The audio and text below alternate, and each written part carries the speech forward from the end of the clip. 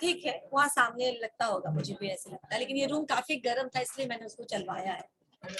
Okay, now come to the point.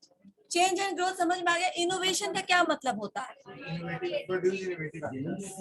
Innovation का मतलब मैंने produce innovative idea. Ideas, innovation का क्या मतलब होता है? New ideas. क्रिएटिविटी, नयापन करना, बिल्कुल। मैनेजमेंट जो है वो आपको न्यू आइडियाज, न्यू इमेजिनेशन या क्रिएटिविटी के लिए आपको प्रेरित करता है, क्योंकि मैनेजमेंट में आप जब तक कुछ इनोवेटिव नहीं करेंगे, क्रिएटिव नहीं करेंगे, स्टैग्नेंट हो जाएंगे, तो क्या होगा, आपका कॉम्पिटिटर या कोई और अच्छा प्रोडक्ट लेके आ जाएगा, अच्छे टेक्नोलॉजी से बना प्रोडक्ट लेके आ जाएगा, कम दाम में ज्यादा कुछ प्रोड्यूस करेगा, ज्यादा कुछ उसको प्रोवाइड करा देगा, ज्यादा अच्छा सर्विसेज दे सकता है। सो management gives you innovation, where the management is always creativity, since you are all the time dealing with the changes in the external or internal environment, आपको खुद पता चल जाता है कि क्या इनोवेटिव होना चाहिए। For example, online classes in regular class mode is innovative way, right, जिससे आपने लॉकडाउन को सरवाइव किया, राइट, लॉकडाउन, कंप्लीट लॉकडाउन, लेकिन आपने ये नया तरीका निकाला और आपने क्या किया कि सरवाइव किया उस पीरियड को, और आप बच्चों का पढ़ाई, बहुत ज्यादा हिंड्रेंस नहीं आए, बहुत ज्यादा प्रॉब्लम नहीं आई। So management helps to provide innovative ideas. पीछे सुनाई दे रहा है क्या? ठीक है। नेक्स्ट है सोशल बेनिफिट्स। ठीक है, सोशल बेनिफिट्स को ऐसे समझो कि आपने जितना कुछ लिया, जो हम एक्सटर्नल फैक्टर बोल रहे हैं, वो कहाँ से लिया? सोसाइटी से लिया। जो हम लोग किसी ऑर्गेनाइजेशन में जाकर के घर को काम करेंगे, तो आप कहाँ से जाएंगे? सोसाइटी से। आपको उनका लिखा हुआ नहीं है ना,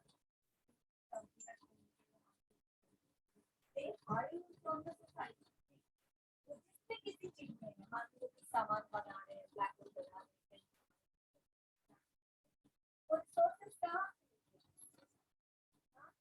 सोसाइटी से कोयला लेना है, पानी लेना है, उसके बाद कुछ भी लेना है, कोई भी रॉ मटेरियल सोसाइटी से, तो वो भी सोसाइटी से आया। जब फिनिश प्रोडक्ट है वो बेचते कहाँ है? मार्केट में। हम तुम खरीदते हैं उसको सोसाइटी में। तो जब सोसाइटी आपका इतना भला कर रही है कि आपको सामान दे भी रही है और आपसे वही सामान खरीदने के लिए पैसा देके खरीद भी रही है, तो आप क्या करते हैं सोसाइटी के लिए? तो मैनेजमेंट भी सोसाइटी के लिए बेनिफिशियल होना चाहिए। वो कैसे होता है? तो सपोज करो हमारे यहाँ इंडस्ट्रियलाइजेशन होता है तो हमको एम्प्लॉयमेंट मिलता है, राइट। हमारे यहाँ अगर किसी चीज का प्रोडक्शन होगा तो हमको कम दाम पर वो चीज मिलता है, जो बाहर के स्टेट में वो महंगे दाम पर मिलेगा। जहाँ पे वो होम प्रोडक्शन हो रहा है वहाँ पे वो कम दाम में आपको बिक रहा है, तो आपका स्टैंडर्ड ऑफ लिविंग इंप्रूव होता है, आपके लाइफ को इजी बनाता है, कंफर्टेबल बनाता है। जून के आने से हमारे लाइफ को कंफर्टेबल बनाएगा ना। तरह तरह के मीटिंग्स, तरह तरह के क्लासरूम्स को कंडक्ट कर सकते हैं आप बिना आए गए, राइट।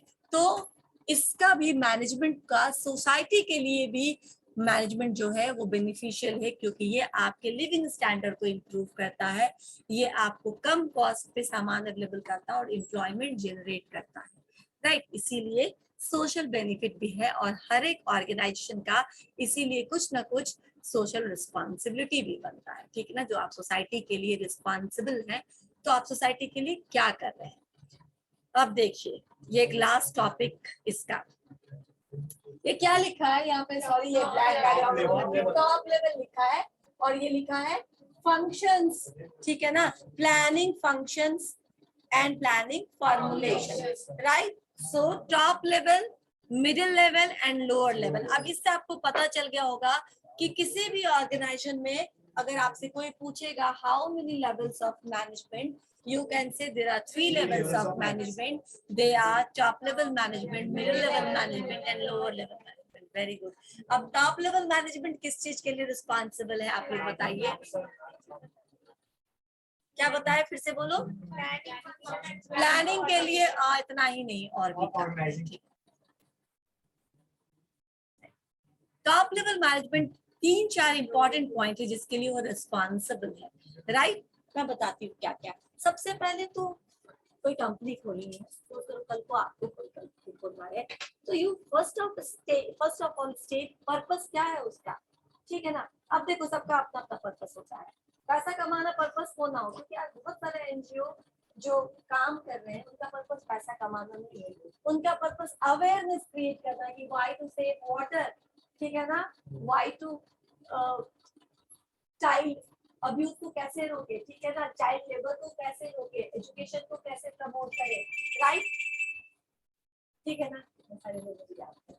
तो दीज आर व्हाट, ये है आपका पर्पस। तो सबसे पहले top level management purpose define करता है, पर्पस यानी objective, goal of my organisation, ठीक है, goal of your organisation both term, आपका अपना पर्सनल गोल क्या है, ग्रोथ हो सकता है, पैसा कमाना हो सकता है, एंड सोसाइटी के लिए क्या गोल है, सोसाइटी के लिए आप क्या देंगे इसमें, तो मिशन स्टेटमेंट, विजन, जैसे नाइके है, एडिडास है, इनका क्या गोल हो सकता है, स्पोर्ट्समैनशिप को प्रमोट करना, ठीक है ना, क्योंकि ये प्लेयर्स और स्पोर्ट्समैन के लिए जो कंफर्टेबल शूज है, ट्रैक पैंट्स है, जैकेट्स है, यही बनाता है, राइट। तो इसका अपना कुछ मिशन या विजन होगा ना कि हम इनको प्रमोट करें, क्योंकि इनके लिए कंफर्टेबल जो भी है वेयर, जो भी है फुटवेयर है या जैकेट्स है, वो हम उनको प्रोवाइड करा सके, राइट। तो ऐसे डिफरेंट कंपनी का अपना एक आइडिया होता है जिसको वो vision statement, mission statement and objective के रूप में प्रोजेक्ट करते हैं। तो सबसे पहले कंपनी का विजन,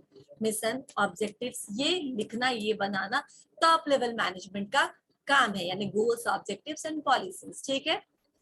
इसके बाद आते हैं, ठीक है, इसके बाद क्या होगा, तो काम करने के लिए आपको क्या क्या चीज की जरूरत पड़ेगी, पैसे की, रिसोर्सेज की, इंफ्रास्ट्रक्चर की, इन सब चीजों को असेंबल करना, कुछ पूछना है, इन सब चीजों को असेंबल करना, इकट्ठा करना, ठीक है ना, काम करना है तो कैपिटल कैसे इकट्ठा करोगे, रॉ मटेरियल कहाँ से आएगा, लोग कैसे आएंगे, इसके बारे में assembling of all these resources the responsibility of top level management, basically fund, ठीक है ना, बाकी तो लोग रिक्रूटमेंट कर लेंगे, मिडिल लेवल के मैनेजमेंट भी, आप बस बताइए कि कितने लोगों को आप परमिशन दे रहे हैं रिक्रूट करने का, ठीक है ना, when director sir will give permission to HR ma'am कि आप उनको 10 और लोग हायर करके दीजिए, तो वो करेगी, हायरिंग का काम मिडिल लेवल मैनेजमेंट करेगा, लेकिन डिसीजन कौन लेगा कि कितने लोग चाहिए, तो आप okay, and then control on the operations, यानी अब जो काम हो रहा है उस पे इनडायरेक्ट कंट्रोल होता है उसका, डायरेक्ट कंट्रोल तो आपके डायरेक्ट बॉस का होगा,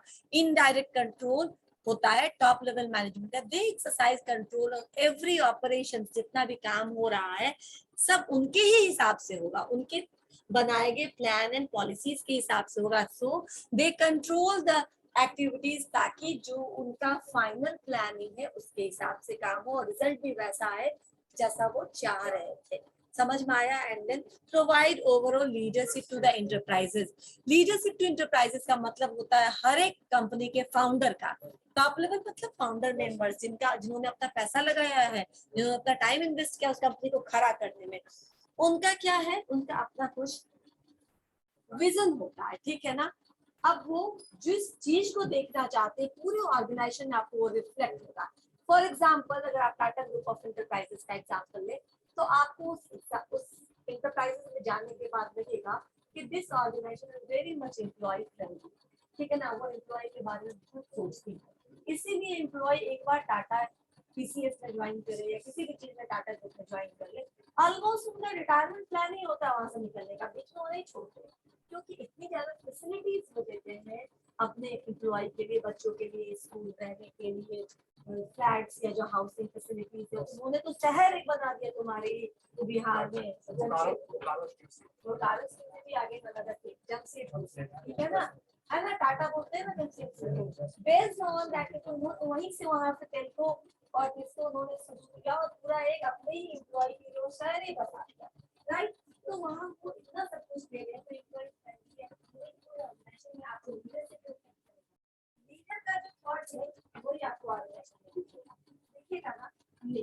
वही कोई दूसरा ऑर्गेनाइजेशन है जो कस्टमर ओरिएंटेड है, उसको फर्क नहीं पड़ता अपने एम्प्लॉय से आज रहे या जाए, ठीक है ना, हम 10 और जाएंगे, पता है इंडिया में बहुत बेरोजगारी है, ठीक है, 4 जाएगा तो 40 एप्लीकेशन आ जाएगा इस पर, तो इनका क्या है कि हमको फर्क नहीं पड़ता, हमारे लोग रुके या जाए तो और को हायर करने के, हमको कस्टमर को खुश रखना है, ठीक है ना, एट एनी कॉस्ट। तो देयर फिलॉसफी, टाटा ग्रुप का फिलॉसफी है कि only satisfied employee can create satisfied customer, जो खुद खुश है वही आपके कस्टमर को खुश रखते हैं, तो फिलॉसफी में दिखता है।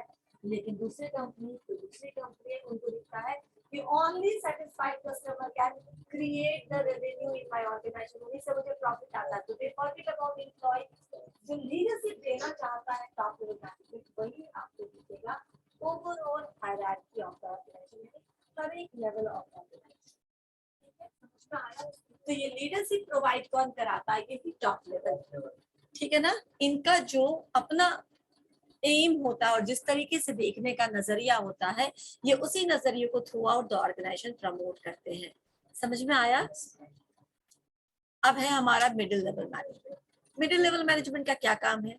मैंने अभी आपको बताया कि डिसीजन कितने लोग हायर करना है, that decision will be in the hand of top level. लेकिन जब उन्होंने एक बार निर्णय ले लिया कि हमको 10 और चाहिए एडमिन स्टाफ या फिर 10 और एकेडमिक स्टाफ चाहिए, तो अब प्रियंका मैम जो हमारी एचआर है, she will do, she will start recruiting people from different sources। वो different sources से रिक्रूटमेंट का काम शुरू कर देगी। तो काम कर कौन रहा है? Middle and lower level management. काम करवाने का आइडिया किसका है? Top level management. तो middle level management is connecting link between top level management and lower level management. अब ये लोअर लेवल मैनेजमेंट क्या करता है? लोअर लेवल मैनेजमेंट उस काम को एक्चुअली करता है। ठीक है ना? फॉर एग्जाम्पल, आपका कोई ब्रिज बनना है, सपोज करो तुम्हारे यहाँ हाजीपुर में कौन सा ब्रिज बन रहा है? गांधी सेतु ब्रिज बन रहा है। डिसीजन बनेगा या नहीं बनेगा कौन किसने लिया? उस मजदूर ने जो बना रहा है? नहीं, सरकार ने लिया। ठीक है ना, कि बनाने का काम शुरू करना है। उसके लिए उन्होंने एक समिति, कोई कमिटी गठित कर दी होगी। ठीक है ना, उस कमिटी के कोई हेड होंगे जो अब सुपरवाइज करें। They are top level management. ठीक है ना, अब उसमें मिडिल लेवल मैनेजमेंट कौन कौन हुआ? इंजीनियर आ गया, एग्जीक्यूटिव आया, जो फिनेंस मैनेजर होगा, जो अलग उस प्रोजेक्ट पे काम कर रहे होंगे, और फ्लोर लेवल पे सुपरवाइजर्स। ठीक है ना, site in charge. Labour is not management, labour is worker. ठीक है ना? ठीक है ना, लेकिन उसके लिए जो रिस्पॉन्सिबल है, उनसे जो काम, साइट मैनेजर होता है, साइट इंचार्ज होता है, सुपरवाइजर्स होते हैं, फॉरमैन होते हैं। कोई क्वेश्चन है क्या? कोई क्वेश्चन है क्या? नहीं? ठीक है, तो they are lower level management, जो उनसे एक्चुअली काम करवाते, जो उनको बताते हैं कि क्या करना, कई बार करके दिखाते हैं कि ऐसे करो। समझ में आया? ये लोअर। तो मिडिल लेवल मैनेजमेंट का काम है, टॉप लेवल मैनेजमेंट ने जो भी डिसीजन लिया है उसको कंपाइल करो। ठीक है ना, उसको पॉइंट वाइज लिखो और लोअर लेवल मैनेजमेंट को बताओ कि क्या डिसीजंस लिए गए हैं, आपको कैसे करना है। ठीक है ना, तो implementation, formation of policies on top level, implementation of policies यानी उस पॉलिसी को लागू करना मिडिल लेवल मैनेजमेंट का काम होगा। एंड मैं थर्ड टर्म अभी एक यूज करूंगी, एग्जीक्यूशन ऑफ पॉलिसी। एग्जीक्यूट करना उसको क्रियान्वित करना हिंदी में बोलते हैं, यानी उसको एक्शन में लाना कौन करता है? Lower level management. समझ में आया? Lower level management. Formulation top, implementation middle, and execution lower level management. तो ये मिडिल लेवल मैनेजमेंट का हो गया टू इम्प्लीमेंट, राइट? जो भी रूल्स रेगुलेशन पॉलिसीज बनाए गए उसको इम्प्लीमेंट कर दो, उसको लागू कर दो। आज से ये लागू हो रहा है। ठीक है ना, 2-4 दिन अपने गाइडलाइन में रखो, फिर lower level management will be responsible कि कहीं कुछ इसके साथ छेड़खानी नहीं हो, जैसे हमने इम्प्लीमेंट किया वैसे ही इम्प्लीमेंट करवाने का काम तुम्हारा आ गया। ठीक है, रोज रोज देखना कि बच्चे आई कार्ड पहन के आ रहे हैं कि नहीं, क्योंकि टॉप लेवल मैनेजमेंट नहीं देखने आएगा कि बच्चे ने आई कार्ड पहना है या नहीं। ये लोअर लेवल मैनेजमेंट का काम है, क्योंकि वो आपसे डायरेक्ट टच में है। ठीक है, डायरेक्ट वो चेक कर सकते हैं आपने पहना है कि नहीं पहना है। अब इसके लिए टॉप लेवल को या मिडिल लेवल को आने की जरूरत नहीं है। तो recruit suitable and operative and supervisory staff, यानी कि जो उसके नीचे का जो लेवल है, यानी लोअर लेवल के लिए जो रिक्रूटमेंट का काम होगा वो कौन करेगा? मिडिल लेवल मैनेजमेंट करेगा। क्लियर? तो कंपाइल ऑल द इंस्ट्रक्शन, मतलब इंस्ट्रक्शन को कंपाइलिंग करके नोट डाउन करके लोअर लेवल को बताना उसके बारे में। इसके अलावा टू मोटिवेट पर्सोनेल, ठीक है ना, जो लोग हैं उनके अंदर में, उनके ग्रुप में, उसको समय समय पे मोटिवेट करना, प्रोत्साहित करना, इंकरेज करना काम के लिए, क्योंकि बिना इंकरेजमेंट के हर 10 दिन के बाद लोग बिल्कुल एग्जॉस्टेड फील करते हैं और काम करने का मन नहीं करता।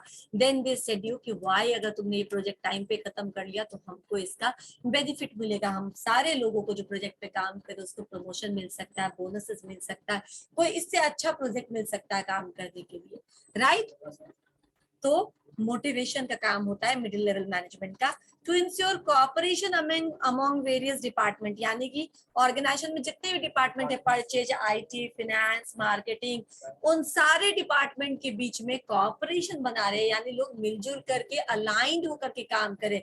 क्योंकि अगर मार्केटिंग डिपार्टमेंट को परचेजिंग डिपार्टमेंट से 500 यूनिट कुछ चाहिए और परचेजिंग डिपार्टमेंट ने फिनेंस डिपार्टमेंट को बोला है कि हमको इतना पैसा चाहिए 500 यूनिट खरीदने के लिए, फिनेंस डिपार्टमेंट कोऑपरेट नहीं कर रहा है, तो परचेजिंग डिपार्टमेंट का भी टारगेट पूरा नहीं होगा और मार्केटिंग डिपार्टमेंट का भी पूरा नहीं होगा, राइट। तो कोऑपरेशन इतना जरूरी है कि जितने भी हैं सब अपने अपने काम को देख रहे हैं, परचेज देख रहा है, फिनेंस पैसे का देख रहा है, सब अपना अपना पार्ट देख रहा है, लेकिन तब भी सबको मिलकर काम करना, ताकि ऑर्गेनाइजेशन का पूरा काम तो इनके कोऑर्डिनेशन से ही चलता है ना। Finally report to the top management, यानी कि असल में जो भी हालात है उससे टॉप लेवल को परिचित कराने का काम मिडिल लेवल का है। And finally communicate all the problems of the lower level management, जो भी लोअर लेवल मैनेजमेंट का ग्राउंड पे जो प्रॉब्लम फेस कर रहे हैं इसको भी कम्युनिकेट करना और वहां के ऑर्डर को यहाँ कम्युनिकेट करना मिडिल लेवल मैनेजमेंट का काम है, राइट। अब आपका लास्ट है लोअर लेवल मैनेजमेंट, लेकिन इसके अलावा एक छोटा सा पॉइंट और बचता है, difference between management and administration, जिसको हम नेक्स्ट क्लास में खत्म करके नया टॉपिक शुरू कर देंगे, ठीक है। मैंने आपको लास्ट क्लास में नोट शेयर कर दिया था, मुझे कल या परसों याद आया कि मैंने अभी तक नहीं किया है। हाँ, तो जब याद आता है मैं तभी कर देती हूँ, तो मुझे भूलने का ज्यादा चांस रहता है।